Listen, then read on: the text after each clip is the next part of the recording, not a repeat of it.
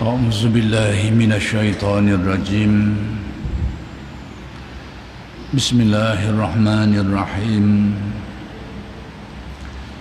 الحمد لله رب العالمين وبه نستعين اللهم صل على سيدنا محمد النبي الأمي وعلى آله وصحبه وسلم رب اشرح لي صدري ويسر لي أمري واحلل عقدة من لساني يفقه قولي ولا حول ولا قوة إلا بالله العلي العظيم إلهي أنت مقصودي ورضاك مطلوبي أعطني محبتك ومعرفتك السلام عليكم ورحمة الله تعالى وبركاته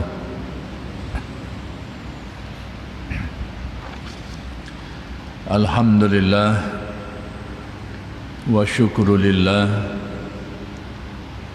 Segala puji bagi Allah yang telah memberikan hidayah dan taufik. Mudah-mudahan kita sentiasa dikurniakan Allah hidayah dan taufik. Dan insya-Allah pada malam ini akan diteruskan lagi pengajian kitab Futuh Al-Ghaib karya Syekh Abdul Qadir Al-Jilani Qaddasallahu sirrahu.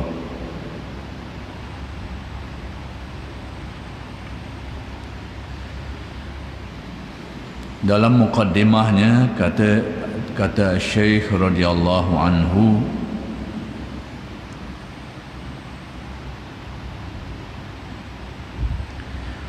doa dan permohonan kita panjatkan kehadiran Allah Rabbul Izzah.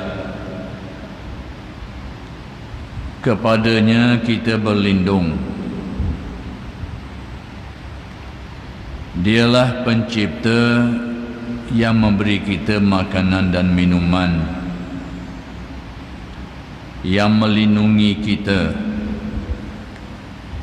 yang menghalau segala kemudaratan, dan semua itu semata-mata maujud kerana redanya, kerana kehendaknya.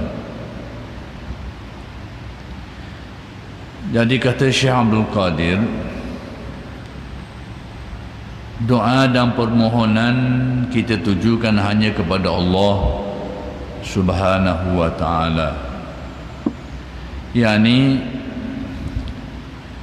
tidak ada tempat berdoa dan bermohon hanyalah pada hakikatnya hanyalah kepada Allah Subhanahu wa ta'ala.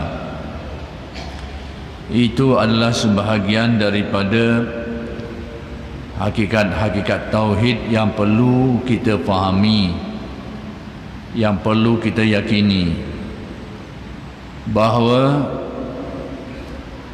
tidak ada lagi tempat untuk kita bermohon, berdoa selain daripada Allah Subhanahu wa ta'ala.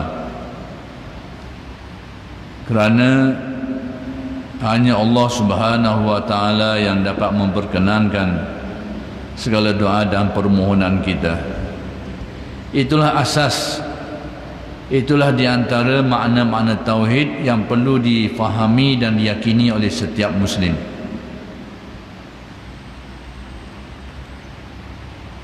Adapun permohonan yang kita ajukan kepada makhluk, permintaan yang kita ajukan kepada makhluk, hendaklah kita fahami semua itu sebagai asbabnya saja, sebab musabab, dan itu diharuskan oleh syarak. Adapun permohonan kita kepada Allah itu adalah secara hakiki, secara yang sebenarnya. Yang perlu kita yakini bahawa tidak ada tempat lain untuk kita memohon, untuk kita memohon suatu permohonan, untuk kita berdoa dan sebagainya. Tidak ada tempat lain selain Allah Subhanahu wa taala. Itu adalah keyakinan kita. Secara hakikatnya tidak ada yang lain daripada Allah. Adapun apa yang kita lakukan seharian, yang kita lakukan hari-hari, kita minta tolong orang tu, minta tolong orang ni, hendaklah kita fahami semua itu sebagai, pertama sekali, itu adalah sesuatu yang diizinkan, yang dibenarkan oleh Allah. Maksudnya boleh kita minta tolong orang tu, minta tolong orang ni.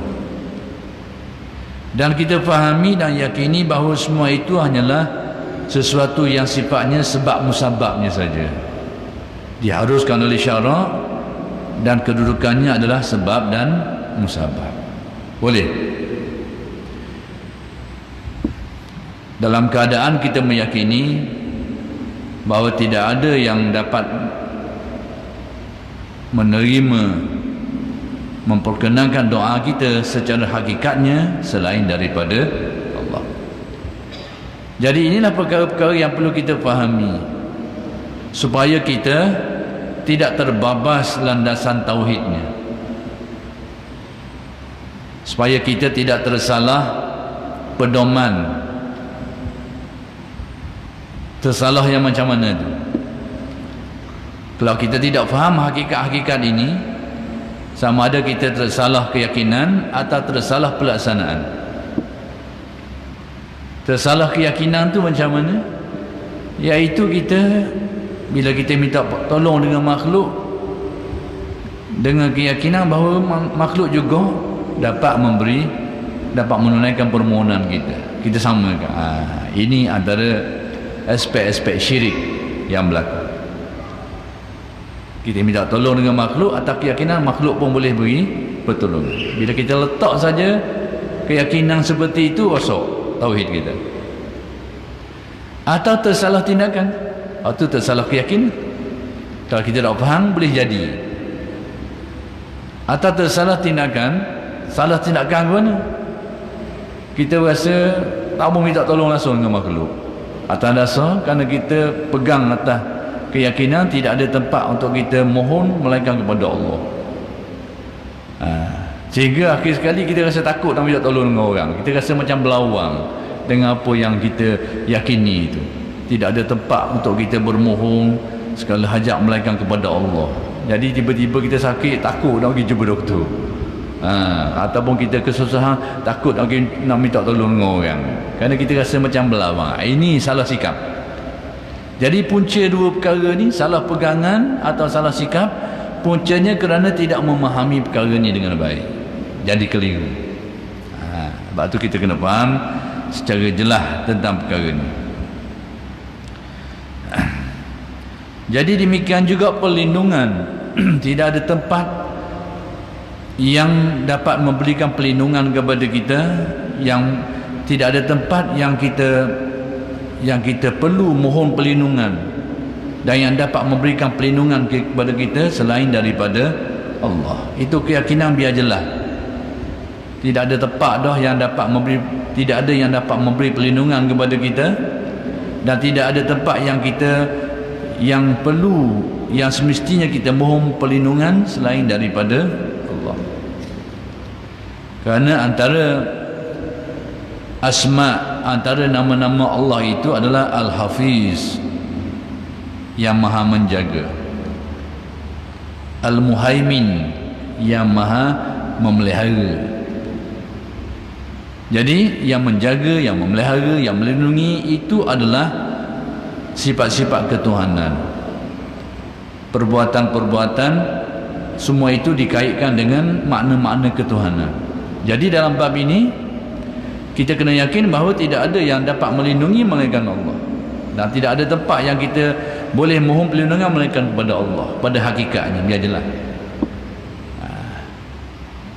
Adapun kita pergi minta tolong orang, minta orang jaga, lindungi aku, jagalah aku dan sebagainya, sama jugalah. Konsep ni biar jelas bahawa semua itu pertama sekali hendaklah dipahami itu adalah sesuatu yang diharuskan oleh syarak. Kita pergi minta perlindungan dengan orang minta penjagaan, minta perlindungan dengan orang tu, minta perlindungan dengan orang ni adalah hal yang diharuskan oleh syarak, dan semua itu adalah sesuatu yang bersifat sebab musabab. Biar jelas sebab musabab yang kita ni diharuskan menggunakannya. Jadi bila benda ni kita faham dengan molek, maka tindakan kita itu pertama sekali i'tikad kita tidak rosak. Yang kedua, apa yang kita lakukan itu adalah sesuatu yang tidak berlawan dengan apa yang diizinkan oleh syarak. Jadi jangan sampai orang terkeliru tadi tu, sama ada dia salah i'tikad atau salah perlakuan. Okey, sekali dia berada dalam keadaan berbahaya dan sebagainya, tak mahu minta tolong dengan orang, nak lemah ngadah nak tengok orang buat kelip-kelip mata gitu je. Kenapa? Kerana dia rasakan bercangguh dengan keyakinan tadi bahawa tidak ada yang dapat melindungi melainkan Allah, hanya Allah tempat kita mau perlindungan. Jadi bila kita nak lemah agak kerana keyakinan tadi itu, kerana kita kurang faham dengan baik tentang perkara ni, akhir sekali lock biar mati-mati je lah. Akan berlaku sikap yang salah seperti ini.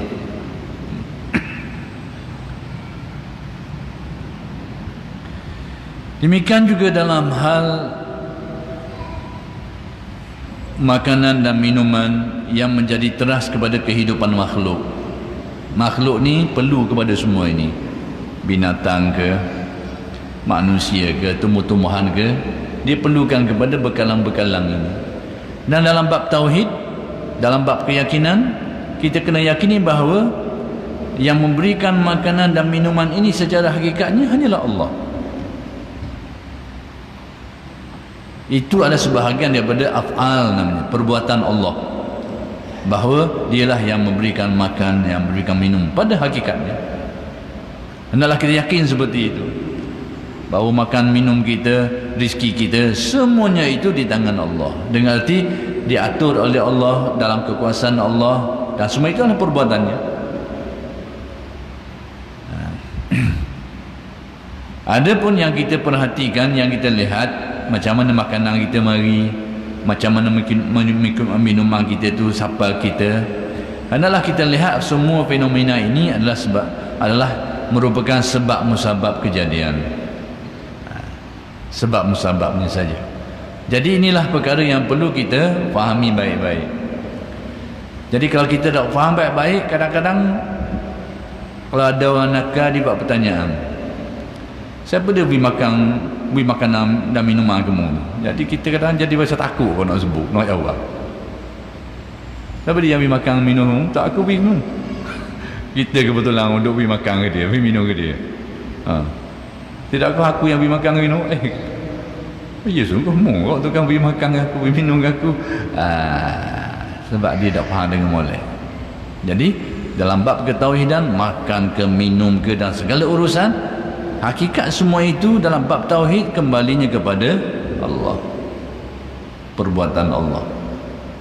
Adapun manusia-manusia ini yang berkait dengan persoalan ini, makan minum, orang ni beri, orang ni atur, orang ni masak, orang ni atur dan sebagainya, orang ni suap dan sebagainya, hendaklah kita fahami semua itu sebagai sebab musabab yang kita disuruh ambil kira benda itu. Jadi kalau kita tak faham molek, boleh berlaku keyakinan yang salah juga lah, sehingga kita rasakan bahawa inilah makhluk, inilah ataupun orang inilah yang beri makan kita, orang inilah yang beri minum kita. Atas keyakinan dialah yang beri makan, beri minum. Kalau kita itu menjadi keyakinan kita secara hakiki, memang rosak tauhid kita, rosak i'tikad keyakinan kita. Ataupun salah sikap agak kita tak ada makanan, tak ada minuman, nak mati ngadah dah. Atas keyakinan Allah yang beri makan minum, kita tunggu je lah. Ada tak ada, sudah mati situ. Yang sikap yang salah. Jadi semua benda-benda macam ni, sama ada keyakinan yang salah atau sikap yang salah, punca daripada tidak memahami bahawa mana yang hakikinya, mana yang majazinya, mana tauhid yang sebenarnya, mana merupakan sebab musabab yang kita ni diharuskan oleh syarak untuk mengambil kira semua itu. Dan begitu jugalah dari segi perlindungan, dari segi kemudaratan, semua itu adalah kembalinya kepada Allah dalam bab tauhid. Yang memudaratkan, yang menyebabkan penyakit, yang menyebabkan sakit, yang menyebabkan seorang itu menderita, tercedera dan sebagainya, semua itu juga kembalinya kepada Allah dalam bab tauhid. Kerana di antara nama-nama Allah Ad-Dar, dialah yang memberikan kemudaratan, sehingga orang ni menderita, orang ni berpenyakit, orang ni kesakitan, orang ni luka, orang ni cedera, orang ni mati. Jadi kemudaratan itu pada hakikatnya adalah sebahagian daripada perbuatan Allah, kembalinya juga kepada Allah. Biar kita faham oleh jelas. Dengan arti apa-apa yang berkait dengan perkara itu, semuanya itu adalah merupakan asbabnya, sebab-musababnya, dan kita disuruh ambil kira. Jadi kalau kita tidak faham dengan baik, boleh berlakulah perkara tadi, salah i'tiqad atau salah tindakan. Salah i'tiqad macam mana? Iaitu kita akan letak dalam keyakinan kita bahawa penyakit inilah yang akan mematikan kita, racunlah yang akan mematikan kita. Jadi kalau kita tak faham molek, kita akan mati setakat tu je. Racun, penyakit, inilah punca kematian.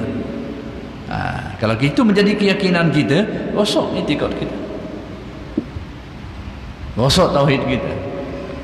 Hendaklah kita fahami hakikat ketauhidan, bahawa semua perkara ini dalam hal-hal kemudaratan ini kembalinya kepada Allah, bahawa dialah yang menentukan kemudaratan ini dengan kekuasaannya, dengan kehendaknya.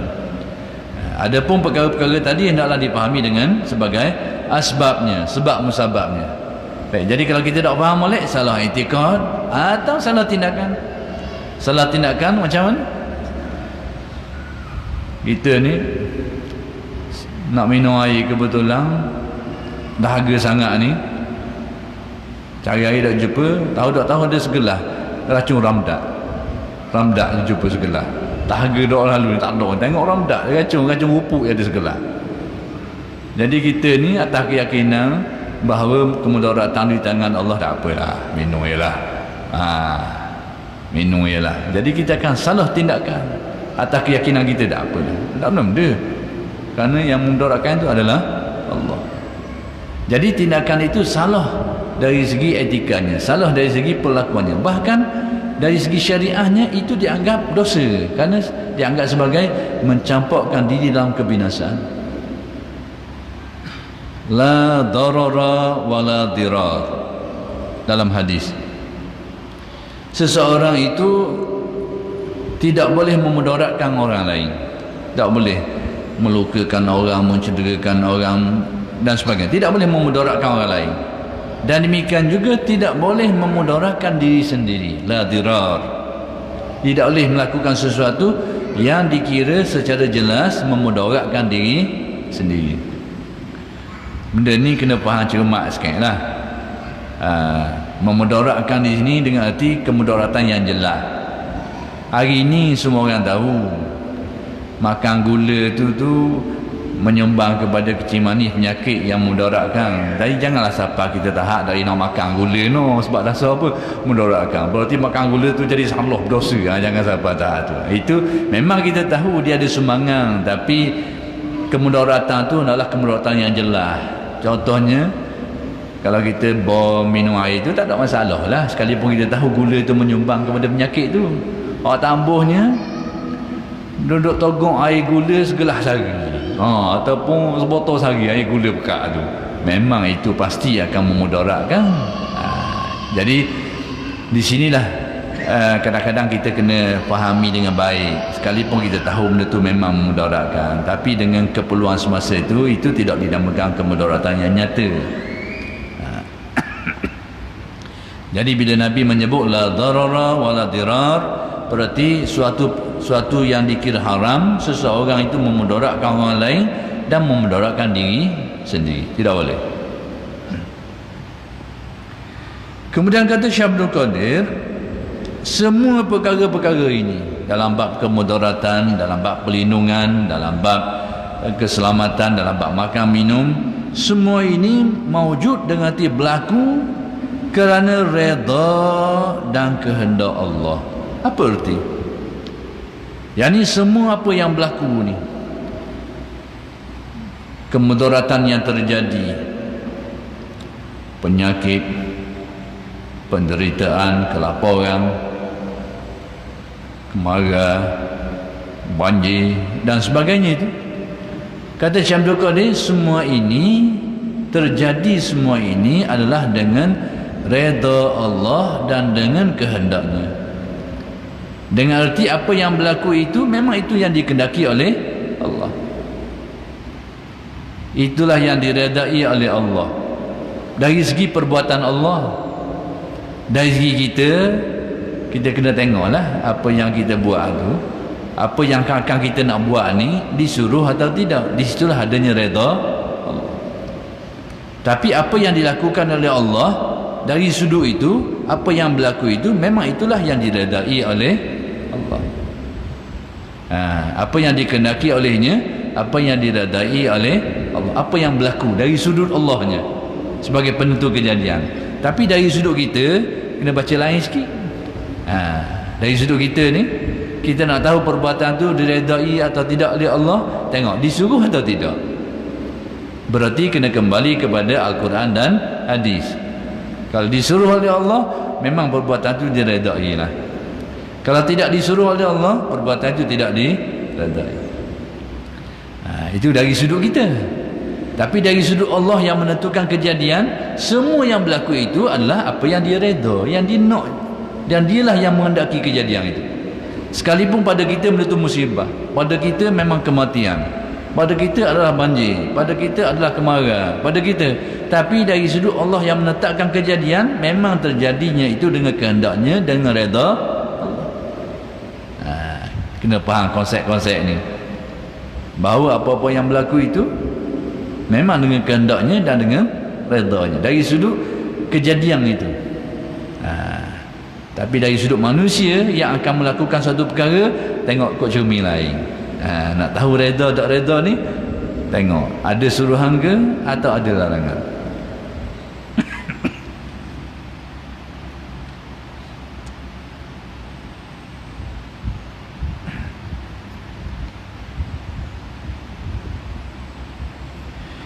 Dia melindungi kita dalam tutur kata dan tindak tanduk kita,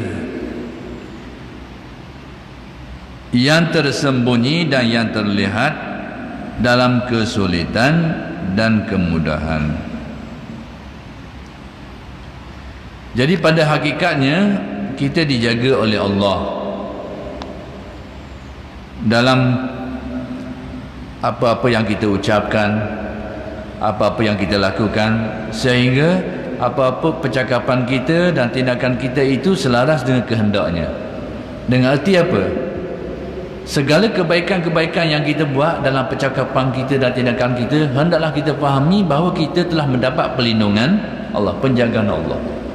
Maksud sehingga kita boleh buat baik, sehingga percakapan kita tu tak salah.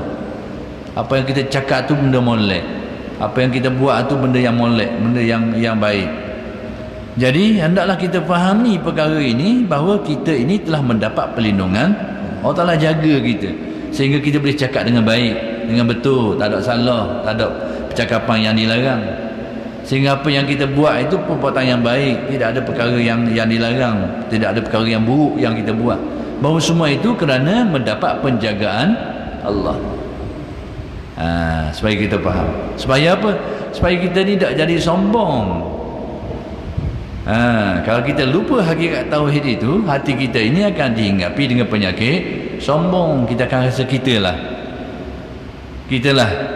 orang yang baik, sehingga percakapan kita baik-baik semuanya, sehingga perbuatan kita, amalan kita soleh-soleh semuanya.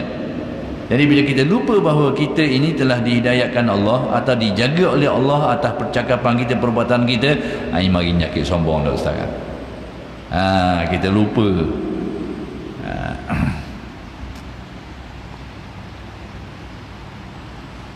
Sama ada yang tersembunyi atau yang kelihatan, dalam keadaan kesulitan ke, keadaan susah ke, atau dalam keadaan kemudahan ke, semuanya itu sebenarnya ada penjagaan Allah, ada perlindungan Allah.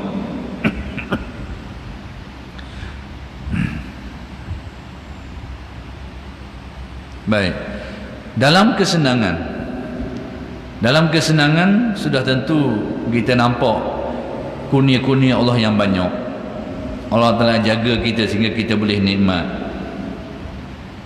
boleh kebaikan, boleh rezeki. Itu jelas kurnia dan penjagaan Allah. Tapi kata Syekh Abdul Qadir, penjagaan Allah ini bukan saja dalam kemudahan, tapi juga berlaku dalam kesulitan, dalam kesusahan. Kalau dalam kemudahan itu nampak jelas sikit lah, kita dapat kurnia Allah, dapat perlindungan Allah, dapat penjagaan Allah, sehingga dapat rezeki, dapat nikmat, dapat kesenangan.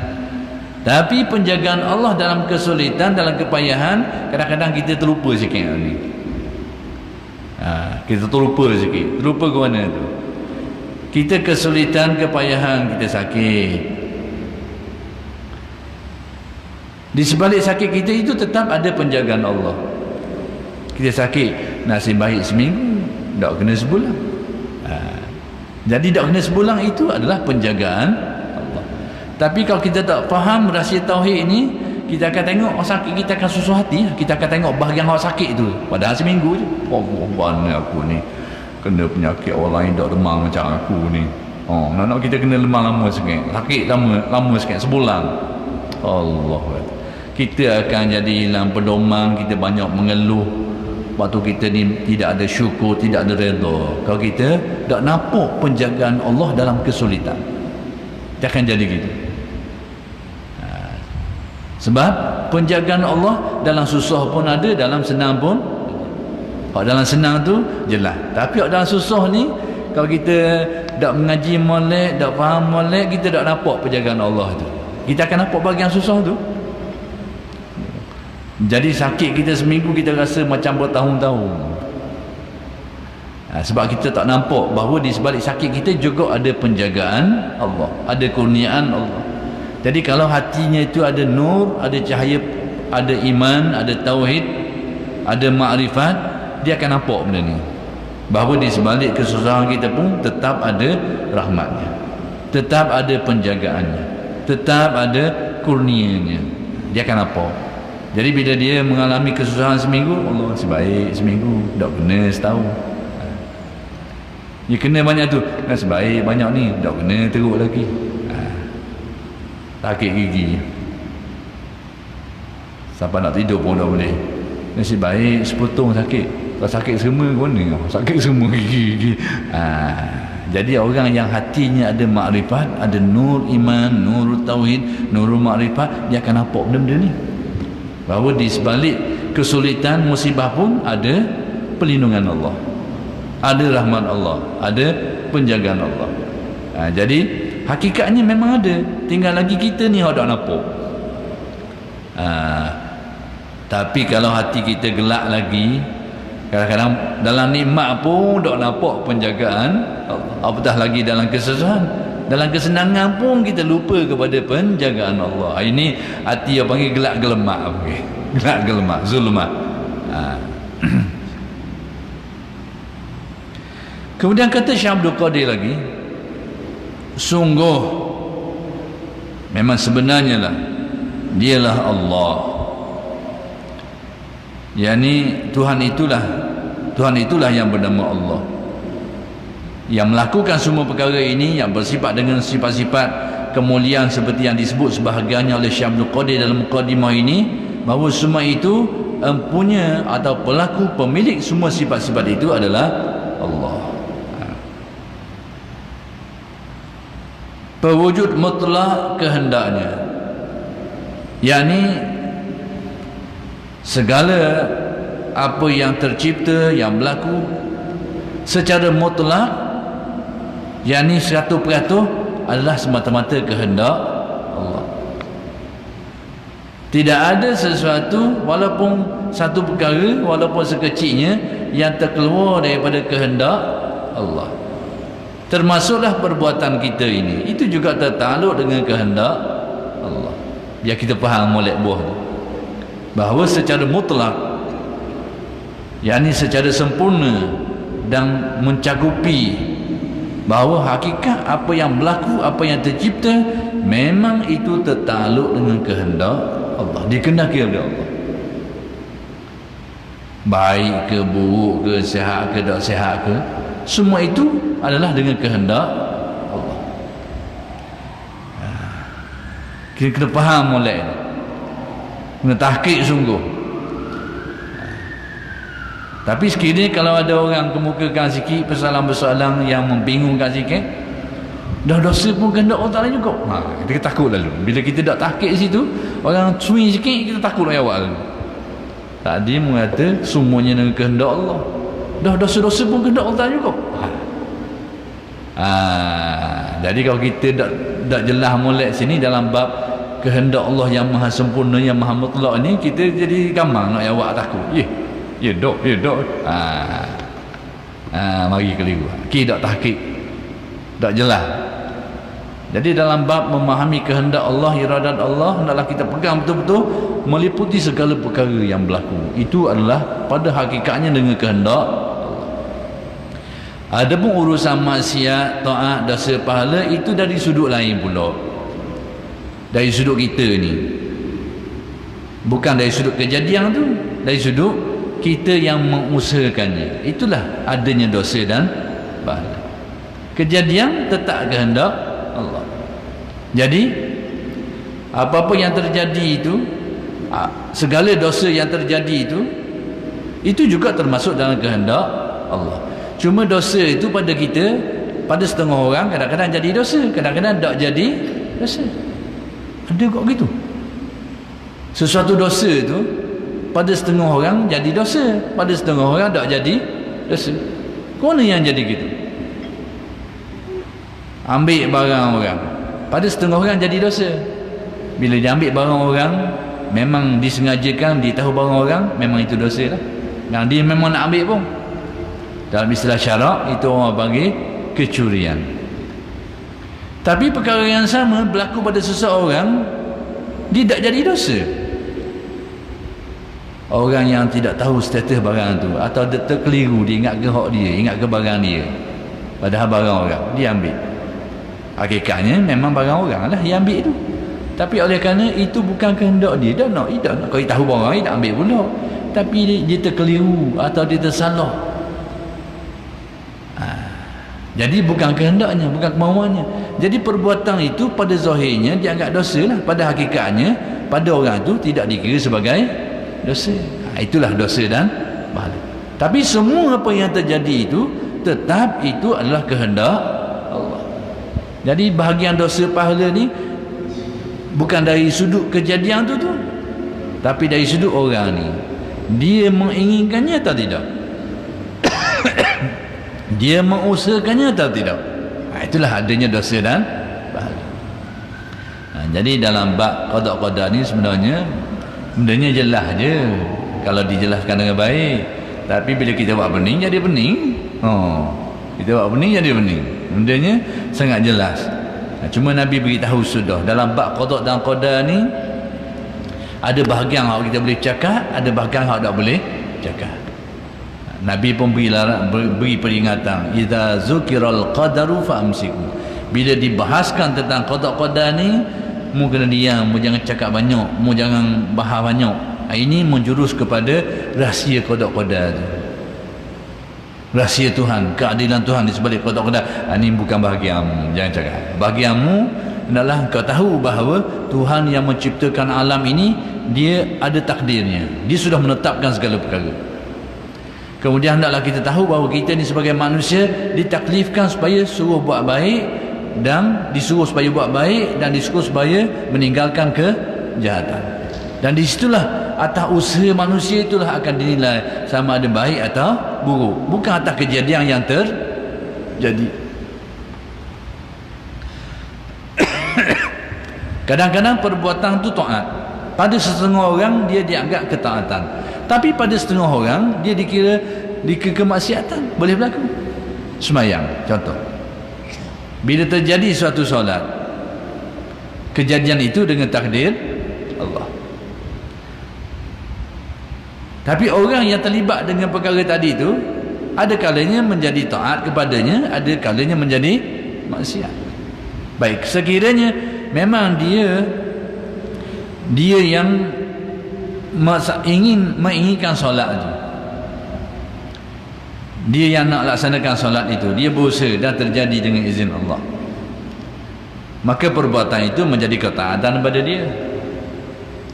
Tapi bagi orang yang melaksanakannya adalah untuk memperlihatkannya kepada orang yang kita namakan sebagai riya. Tak ada orang yang tak sembahyang sekarang, ada orang yang buat boleh ada.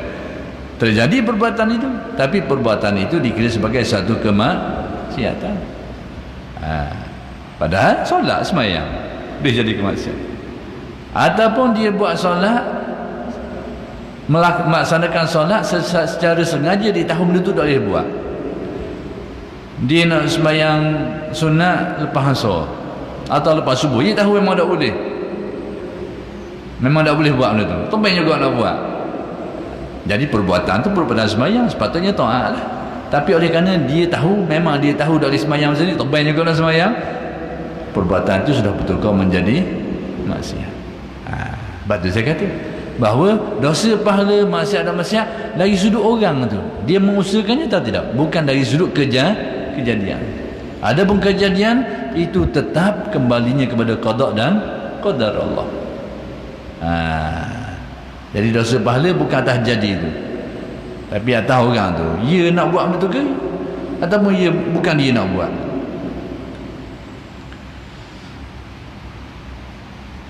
Kita kadang-kadang orang wahibu masuk dalam hutang, wahin nembok kenapa masuk dalam hutang, tak tembok usaha. Nak jadi kecita satu harinya tu, dia nampak tabeng usaha, nampak rupa usaha, tiba-tiba pong tembok pergi dekat, tengok orang tak setara. Ataupun dia tengok usaha, tapi kebetulan masa dia petek suai tu ada orang nitah, nitah kebetulan tu, kalau petek je lepong lalu kena. Jadi perbuatan ini secara zahirnya orang panggil membunuh lah, mati orang ni, bunuh. Jadi sekarang ni sekiranya memang kalau dia yang mengancam atau memang dia sengajakan, memang dia dianggap pembunuh, dosa lah perbuatan tu. Tapi dalam kisah ini memang bukan niat dia, bukan kemahuan dia, bukan usahanya, tapi jadi juga perbuatan tu dan berkait dengan dia, di tangan dia.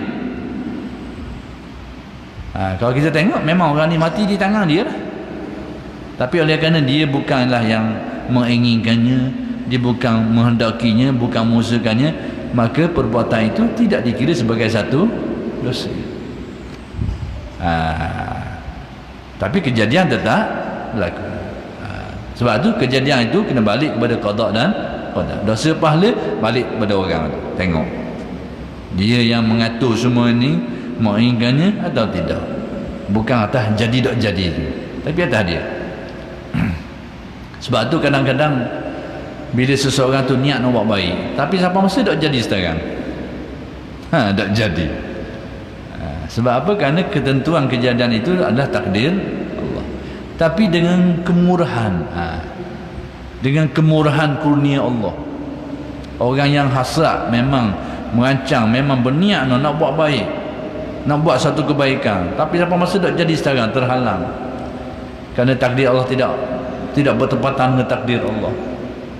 Jadi dalam perkara seperti ini syara' menilainya dengan kurnia Allah, kerana ada hadis menyebut dia dinilai secara tafadul, dia bagi kurnia, maksudnya tak dah buat pun tetap diberi pahala atas pertimbangan kurnia, kemurahan Allah dalam bab baik. Adapun dalam bab jahat, dalam bab buruk, orang yang kosak niat nak buat jahat, tapi siapa masa tak jadi sekarang, tak jadi, dia memang kosak nak ambil barang ni, tapi tak jadi, tuan dia bagi dulu ataupun sebagainya, tidak terlaksana. Jadi dia kerana apa yang berlaku itu dengan takdir Allah. Cuma dari segi penilaiannya, dia dinilai dengan keadilan. Dia dinilai dengan keadilan Allah. Maksudnya tak jadi lagi, sekalipun dia niat memang nekat nak buat, tapi tak jadi lagi, tidak dikira sebagai dosa. Adapun hak baik dinilai dengan neraca lain, neraca kurnia. Hak buat jahat dinilai dengan neraca adil. Maksudnya lagi tak buat, maka dia tidak dikira, belum dikira sebagai dosa. Adapun niat hati je tu, itu dikira sebagai salah, kan niat yang buruk lah. Tapi bukan dosa buat benda tu, tapi buruk dia tu, dosa dia atas niat yang jahat dia tu, kemahuan yang buruk. Jadi nilai yang dosa ni atas niat yang buruk tu saja, bukan dosa atas perbuatan yang nak buat ada dah jadi tu. Contohnya you nak bunuh orang. Dosa bunuh ni berat dosa bunuh orang ni. Bunuh seorang manusia ni seumpama membunuh seluruh manusia dari segi beratnya. Sebab tu jangan awak mudah-mudah dalam bab ni, nyawa manusia ni. Jadi hukumannya berat. Contohnya ada orang, tak kira lah, dia memang kosak nak bunuh orang, adalah sebab-sebab dia jadi hilang pedoman sekarang, nak bunuh orang, tapi sampai masa tak jadi sekarang. Nekat, memang nekat, kosak dia sungguh. Tunggu nitah je kau bedil lalu, apa tahu dia nitah jalan lain tak sekarang, tak nitah jalan tu, tak jadi, tak kena. Jadi perbuatan tidak terjadi dengan niat yang betul dah nak buat tu, maka perkara ini dinilai dengan keadilan Allah. Jadi tidak dikira, belum dikira sebagai pembunuh. Tapi niat dia tadi tu nak bunuh tu dikira satu kejahatan lah. Tapi dari sudut niat lah, tapi bukan dari segi membunuhnya. Dosa membunuh belum dikira, tidak dikira sebab tak jadi lagi perbuatan. Inilah perkara-perkara yang perlu kita fahami.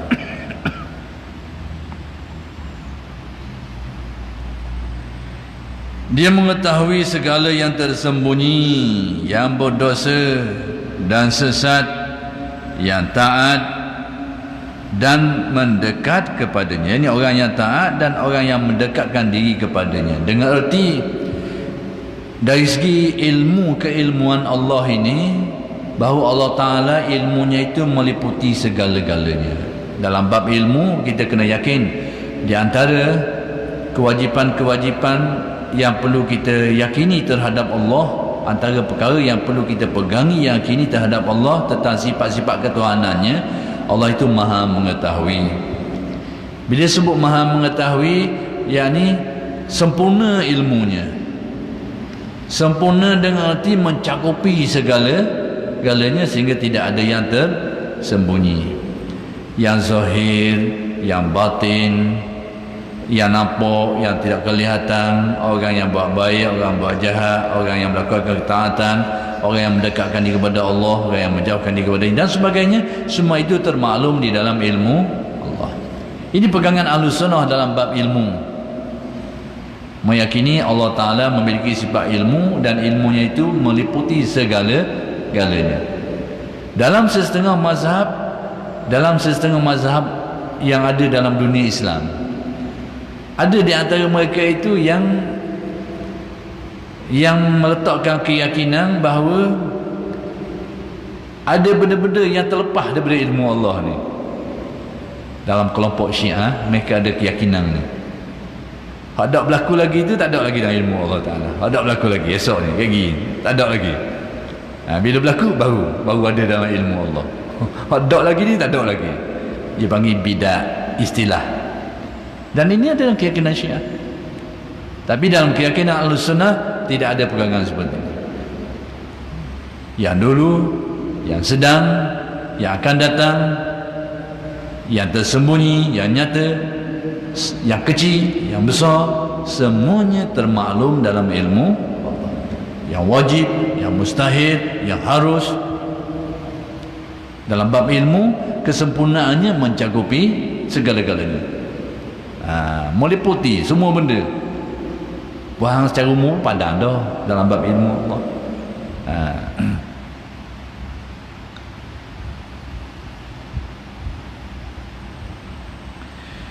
Dia mendengar segala sesuatu dan mengkabulkan doa orang-orang yang diredainya tanpa enggan, bosan dan jemu.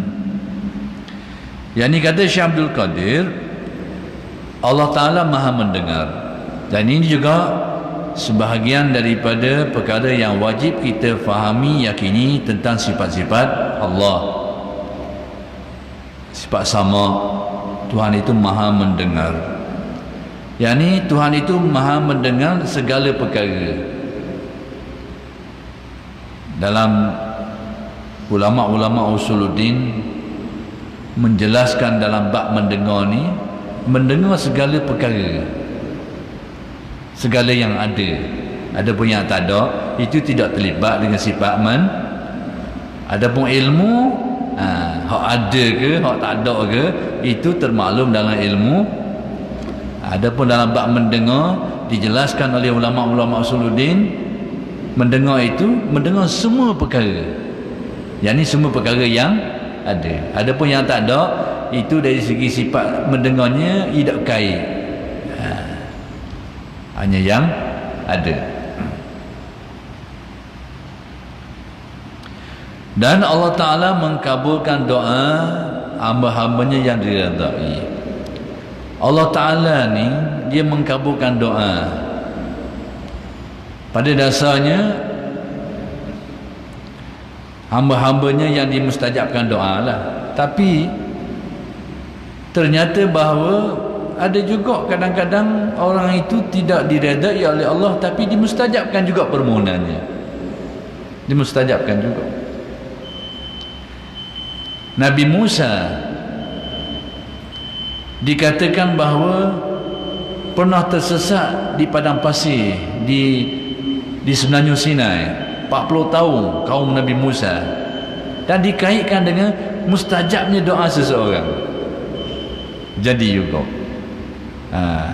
jadi juga, padahal di doa itu doa yang tidak baik, tapi Allah Ta'ala ada kalanya memustajabkan juga, tapi bebanannya akan ditanggung oleh si pendoa itu. Sebab tu kita jangan mudah-mudah berdoa, lebih kurang kita akan nanggung balik. Jadi tapi kena nanggung semula. Dalam Al-Imam Al-Ghazali dalam Minhajul Abidin memberitahu salah satu daripada keburukan sifat tergesa-gesa ni, cepat doa lalu ke korang, cepat doa lalu. Kadang-kadang kita gaduh doa lalu ni, akhir sekali bebanan tu siapa kita semula. Antaranya kita tergesa-gesa berdoa, terutamanya buat doa buruk kepada orang, dengan erti ada kalanya dimustajabkan. Mungkin orang curi ayam kita seekor, memang kita kena zalim lah, ayam kita kena curi seekor, kita berdoa dia supaya jangan biar mati dapat, ataupun apa saja yang buruk-buruk. Jadi kadang-kadang mustajab, kerana Allah Ta'ala menyahut doa orang-orang yang kena zalim. Ittaqu da'watal mazlum fa innahu laisa bainahu wa bainallahi hijab. Kamu hendaklah jaga-jaga terhadap doa orang-orang yang kena zalim, sebab tak ada hijab antara dia dengan Allah. Dia mustajabkan. Kena. Jadi kalau kita ni pakai atas betul-betul kena sungguhlah, tapi kadang-kadang yang kita mohon tu kadang berlebih-lebihan, tak pandang dengan benda. Jadi bila perkara tu terjadi demikian, beban tu akan balik kita semula. Jadi dinyatakan di sini Allah Ta'ala memustajabkan doa hamba-hambanya yang diridai. Cuma hakikatnya perlu kita faham juga bahawa ada juga Allah Ta'ala memperkenalkan doa di kalangan hamba-hambanya yang tidak diredai, tapi dimustajabkan permohonannya. Dia tidak beriman pun kepada Allah, dia minta, jadi juga dimustajabkan juga. Allah Ta'ala perkenalkan hamba permohonan hambanya, tapi tidak diredai. Jadi ya. Akhir sekali pada malam ini, yang mana Allah Ta'ala doa orang-orang yang Allah Ta'ala redha ni, yang dimustajabkan, Allah Ta'ala terimanya dalam keadaan dengan keredaannya. Kita ada juga orang minta dengan kita tu beri kadang mecok orang beri mecok. Tapi kalau kita beri kepada orang yang kita senangi, orang yang kita redha, kita beri dengan suka hati lah. Maka Syekh Abdul Qadir nak beritahu kepada kita bahawa hamba-hamba yang diredai oleh Allah, dimustajabkan doanya, diberi dalam keadaan penuh keredaan. Ada pun orang-orang yang tidak diredai, diberi juga permohonannya, tapi dalam keadaan tidak diredai. Jadi oleh kerana sudah masuk waktu isyak, kita berhenti setakat ini dulu, dan insya-Allah akan bersambung pada kali-kali yang akan datang. Aqulu qawli hadza wa astaghfirullahal azim li wa lakum. Wassalamualaikum warahmatullahi taala wabarakatuh.